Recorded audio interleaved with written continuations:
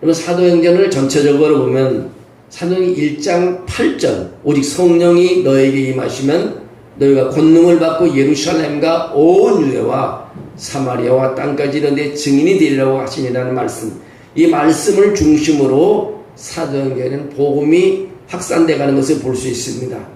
1장에서부터 7장을 보면 권능을 받은, 오순절이면 성령님으로 충만을 받은 것과 예루살렘을 중심으로 하나님의 사역이 펼쳐지는 것을 볼 수 있습니다. 8장에서부터 오늘 12장까지는 유대와 사마리아에 전해진 복음에 대해서 전가하고 있습니다. 스데반의 순교 이후에 예루살렘에 큰 박해가 있어서 주님을 따르던 사람들이 유대와 사마리아로 흩어지는 것을 보게 됩니다. 흩어졌다는 것은 복음이 확산됐다는 것입니다. 그래서 사마리아로 간 빌리 주사님의 사역과 예루살렘에서 북서쪽 지중해 연안 도시인 루따와 요빠, 또 가이사라 등지에서 이루어진 베드로의 사역에 대해서 증거하고 있습니다. 루따에서는 애니아의 중풍을 치유하고, 요빠에서는 다비다를 살리고, 가이사라에서는 로마 군대의 백부장 고넬료에게 복음을 전했습니다. 그리고 마침내 복음은 시리아를 넘어 지금의 터키 땅인 안디오까지 이르게 되는 것입니다. 그리고 다음 시간부터는 13장부터 사도행전 마지막 장 28장까지는 복음이 땅끝까지라고 여겼던 로마 제국의 심장부까지 복음이 전파되는 것을 우리가 이제 보게 될 것입니다. 그래서 오늘은 8장에서 12장까지 유대와 사마리아에 전하는 복음의 증거 중에서 오늘 마지막 두 절을 한번 살펴보도록 하겠습니다. 오늘 헤롯 아그리빠의 죽음을 보면은, 여기 보면 제일 중에 아그리빠의 죽음에 대해서 말하고 있는데요. 바나바가 다소에 있던 바울을 안디옥 교회의 부교육자로 초청하게 됩니다. 그래서 안디옥 교회가 크게 이제 부흥하게 됩니다. 안디옥 교회는 예루살렘에 큰 흉년이 들었다는 소식을 듣고요, 바나바와 바울, 쉽게 말해서 안디옥 교회 담임 목사와 부교육자가 예루살렘에 보내집니다. 부조를 가지고서 예루살렘 교회를 돕고 오게 되는 것입니다. 이 시점에서 헤롯 아그리빠 1세는 교회의 지도자들을 해하려고 작정하고 요한의 형제 야고보를 칼로 죽인 사건이 사도행전 12장 1절 2절에 나옵니다. 이제 유대인들이 자신을 지지하는 것을 보고 헤롯 아그리빠 1세는 더 나아가서 베드로를 또 체포하여 감옥에 투옥시킵니다. 그러나 베드로는 천사의 도움으로 감옥에서 나와 형제들에게 안부를 전하고 다른 곳으로 떠나는 것을 보게 됩니다. 오늘 신약성경에서 헤롯이 여러 명 등장하고 있습니다. 헤롯은 로마 제국 체에서 유다 지역을 통치하는 왕들을 총칭해서 부르는 칭호입니다. 오늘 4명의 헤롯이 나오는데 헤롯 대왕이라고 성경에 나옵니다. 예수님 출생 당시 유다를 통치하고 예루살렘의 2세 이하의 어린이를 학살했던 그런 헤롯 대왕입니다. 또 헤롯 안디바스라는 이름이 나오는데 동생 빌립의 아내와 결혼한 거예요. 동생 빌립의 아내와 결혼한 거죠. 동생 빌립의 아내를 빼앗아 결혼을 했습니다. 이와 관련해서 세례 요한의 비판이 있자 결국 세례 요한을 또 죽게 합니다. 예수님을 신문하고 로마 군인들에게 넘겨 십자가에 못 박게 한 것이 바로 헤롯 안디바스. 또 세 번째로 나오는 사람은 헤롯 아그리빠 1세인데요. 오늘 사도행전 12장에 등장하는데 사도 야고보를 처형하고 베드로를 감옥에 가둔 사람입니다. 네 번째는 헤롯 아그리빠 2세는요. 헤롯 왕가의 마지막 통치자인데 가이사랴에서 바울을 신문했습니다. 오늘 12장에 등장하는 헤롯은 헤롯 아그리빠 1세입니다. 그는 헤롯 대왕의 손자이며 세례 요한을 죽이고 예수님을 못 박게 한 헤롯 안디바스의 조카입니다. 인류의 역사 속에서 여러분, 하나님의 나라를 가장 적극적으로 방해하고 하나님의 아들 예수 그리스도를 극심하게 박해하는 왕가가 헤롯 왕가가요. 과연 하나님은 헤롯 왕가를 어떻게 하실까요? 그들을 축복할까요? 아니면 그들의 긍휼을 베풀어 줄까요? 오늘 12장 20절에 나오는 이야기 보면 헤롯 아그리빠 1세는요, 왕복을 입고 백성에게 연설을 했다고 말하고 있습니다. 오늘 12장 21절에 그렇게 말합니다. 읽어보면 그렇습니다. 12장 21절에 보면 헤롯이 나를 택하여 왕복을 입고 단상에 앉아 백성에게 연설하니 백성들이 크게 부르되 이것은 신의 소리요 사람의 소리가 아니라고 했습니다. 그때 백성들이 그의 연설을 듣고 소리를 듣고 한 말이 이것은 사람의 소리가 아니라 신의 소리라고 칭송했습니다. 이때 헤롯 아그리파 1세는 하나님께 영광을 돌리지 않냐고 자신이 하나님이나 된 것처럼 말하고 자신이 그 영광을 취했습니다.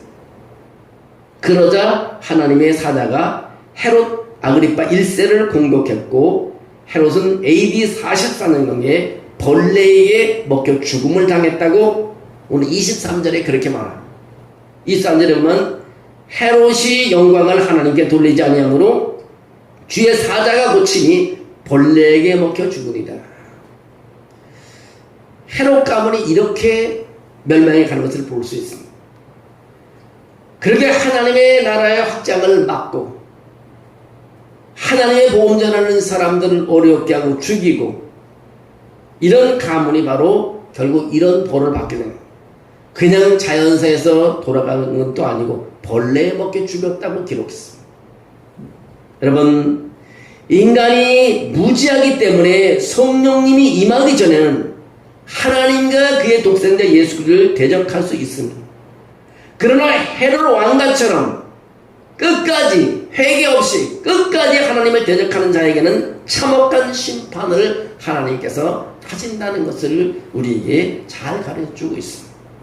몰라서 하고 나중에 회개하면 또 하나님 용서해 줄 수 있지만 끝까지 회개 없이 하나님 나라를 방해하는 이런 것은 바로 이런 무서운 벌을 받는다는 것을 우리는 알 수가 있습니다.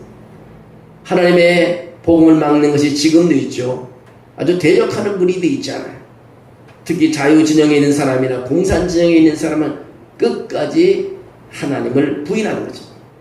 그들은 마지막 심판을 피하지 못할 겁니다. 회개하지 않으면 하나님께서 헤롯 가문처럼 다 망하게 할 것입니다. 그래서 성경이 우리에게 알려주고 있습니다. 우리는 회개하고 하나님을 인정하고 독생자 예수 그리스도를 영접하는 길이 바로 사는 길인 것입니다. 하나님을 대적하는 악한 자들이 돌이켜 하나님과 예수님을 예배하는 자들이 돼야 구원받고 살아날 수 있다는 것입니다. 또 이 일을 위해서 우리는 계속해서 우리의 사명을 다해야 된다는 거죠. 그럼 하나님께서는 우리에게 책임을 묻지 않겠다고 말하고 있는 것입니다. 그래서 우리는 하나님에 대해서 말하고 그 복음에 대해서 말하고 예수 그리스도께서 우리를 구원하러 오신 예수 그리스도에 대해서 우리는 끊임없이 기회가 될 때마다 정한 일일 때 하나님은 우리에게 책임을 묻지 않겠다고 말하고 있습니다. 여러분, 때로는 우리가 밥 먹고 옷 입고 한 일과를 잘 보내기 끝나는 것이 아니라 하나님이 이 땅에 나를 보낸 이유가 무엇인가? 나를 왜 이 땅에 태어나게 하는가? 나에게 또 왜 이런 먹고 사는 그런 데 걱정 없이 살게 하는가?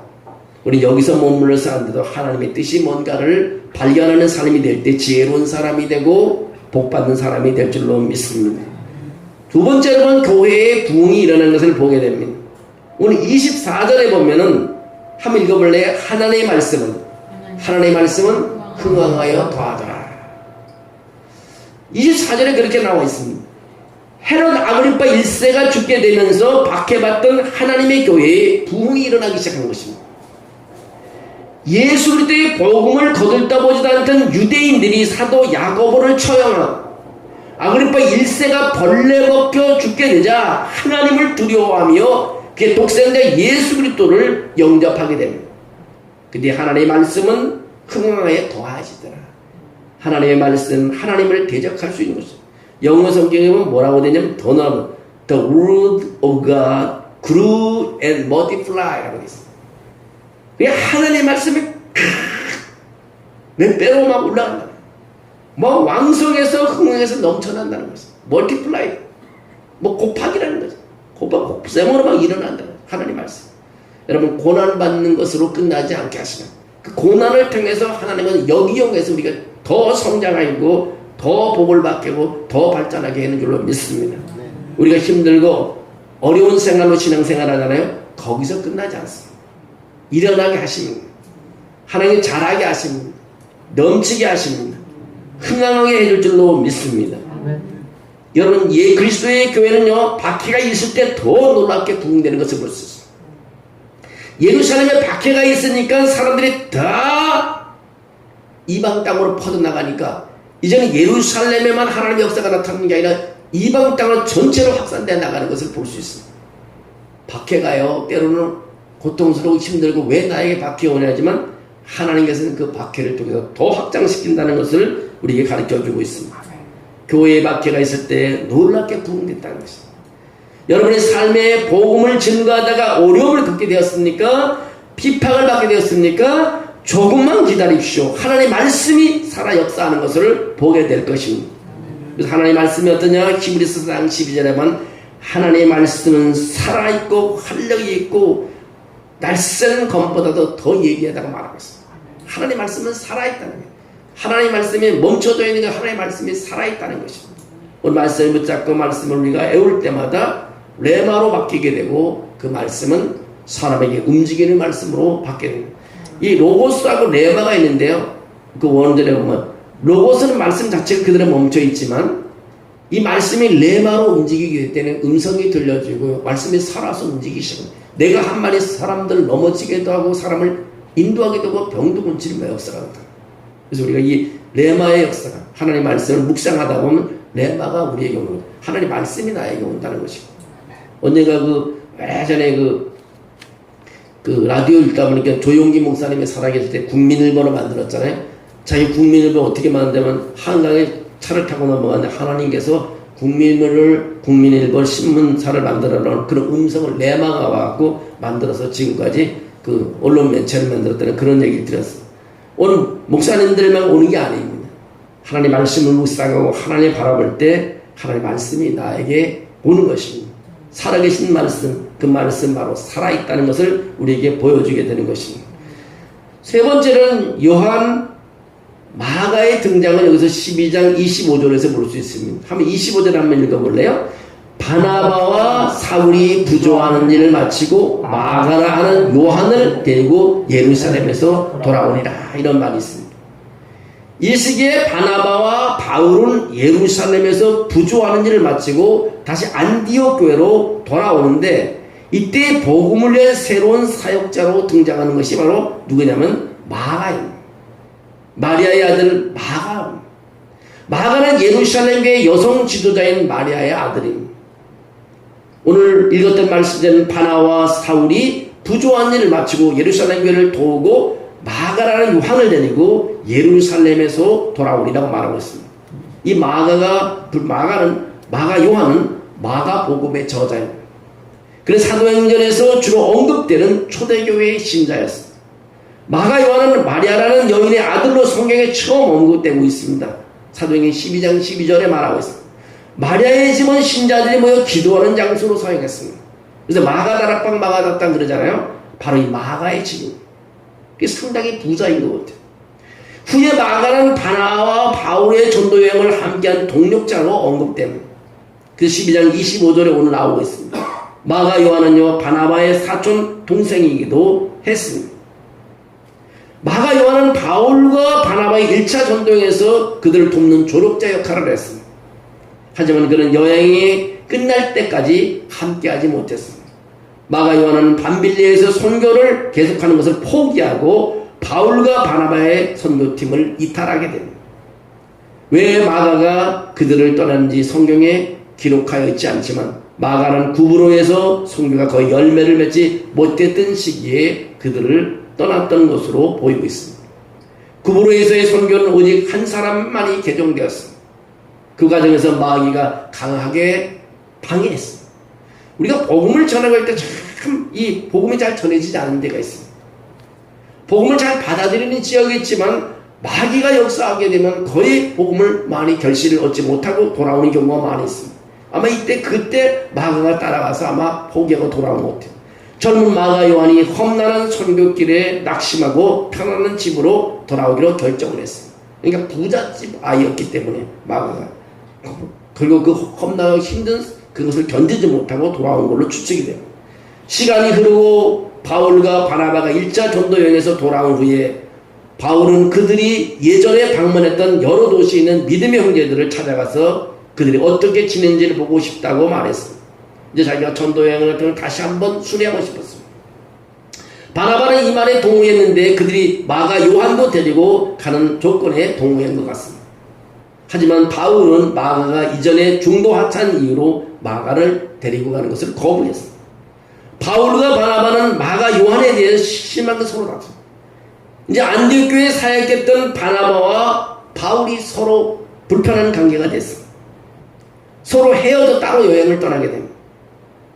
바나바는 마가 요한을 데리고 구브로로 갔고 바울은 신라를 데리고 수리와 길리기아로 다니며 그 지역에 있는 교회들을 막 전도하며 건너했습니다.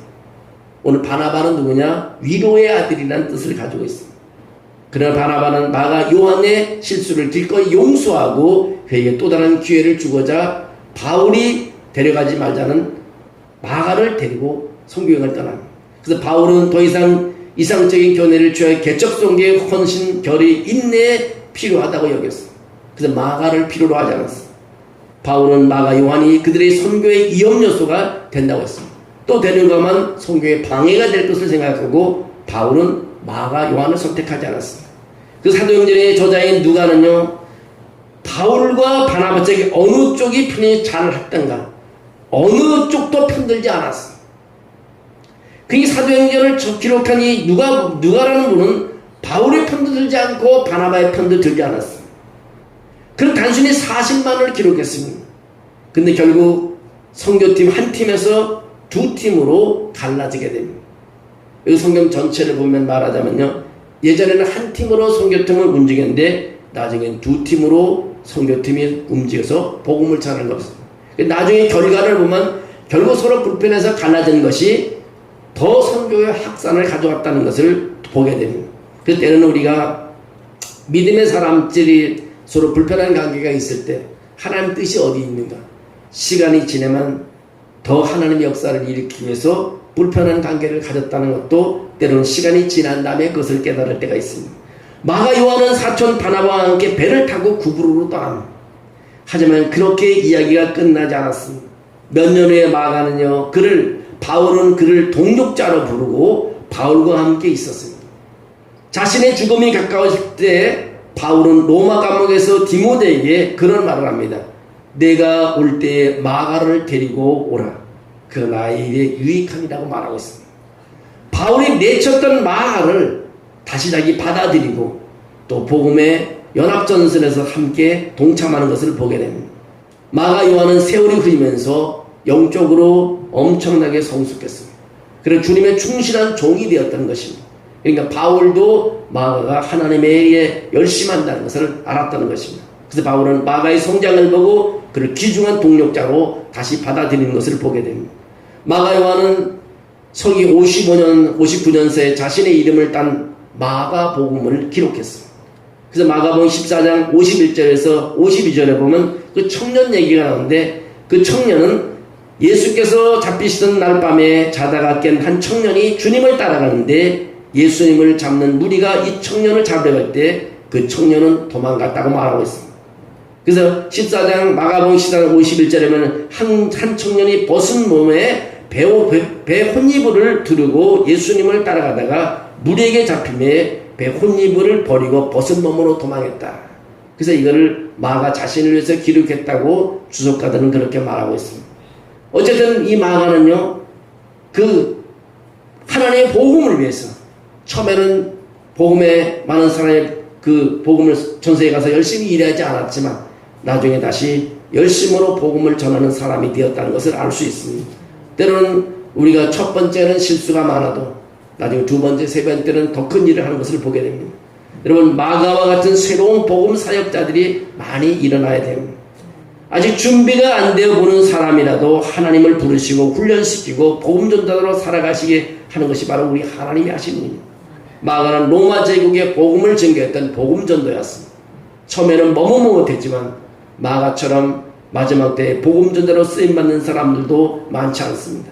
때로는 우리가 처음에는 쓰임받지 못하지만 시간의 감으로 하나님을 알아가고 자기 사명을 깨닫게 될 때 더 큰 일을 하는 것을 때로는 많이 볼 수 있습니다. 오늘 우리 하나님 본문 말씀의 12장 마지막 장을 이렇게 보면서 우리가 우리에게 주신 것이 참으로 때로는 이 하나님의 복음을 방해하는 것은 바로 죽음이고, 하나님의 생명을 줄을 붙잡는 사람은 다시 일어난다는 귀한 교훈을 우리에게 주고 있습니다. 헤롯 가문의 멸망하는 모습을 보고요, 정말 고난 가운데서 핍박 가운데서 주님을 붙잡는 복음 사역자들이 다시 일어나서 하나님의 살아계심을 증거하는 것을 우리가 12장 이 마지막 절에서 우리가 볼 수 있습니다. 우리가 눈여겨볼 것은 하나님의 말씀이 흥황하여 더하다는 것입니다. 하나님의 말씀은 살아있기 때문에요, 멈춰있지 않습니다. 움직이고 일어나는 것입니다. 그래서 우리가 우리가 공동체 우리 성경 읽기를 계속해서 듣잖아요. 차를 타고 가면서도 이렇게 듣고, 또 새벽기도 끝나고 여기서도 듣고 집에 가서도 그때 얼마나 감동적입니다. 정말 어떻게 하나님의 말씀을 글을 들을 때마다 이제 한 권을 다 읽고, 또 신약을 읽고, 또 구약을 읽고, 그럼 하나님의 말씀을 들을 때마다 가슴이 막 울릴 때가 많이 있습니다. 그리고 뭉클할 때도 많이 있어요. 우리 하나님의 말씀을 계속 듣고 붙잡고 따라가면 하나님께서 우리에게도 큰 사명을 주시고, 하나님이 우리를 붙잡아서 우리는 넘어지는 사람이 아니라 일어나는 사람이 될 줄로 믿습니다. 어떤 사람은 이 말씀 듣다가 아픈 몸도 고침받습니다. 어떤 사람은 말씀 듣다가 기도의 소원도 이룹니다. 어떤 사람이 말씀이 자기에게 와닿을 때 화살이 박히는 것처럼, 아픈 부위가 화살이 박힌 것처럼 다시 일어나서 치료받고 일어나는 경우가 많이 있습니다.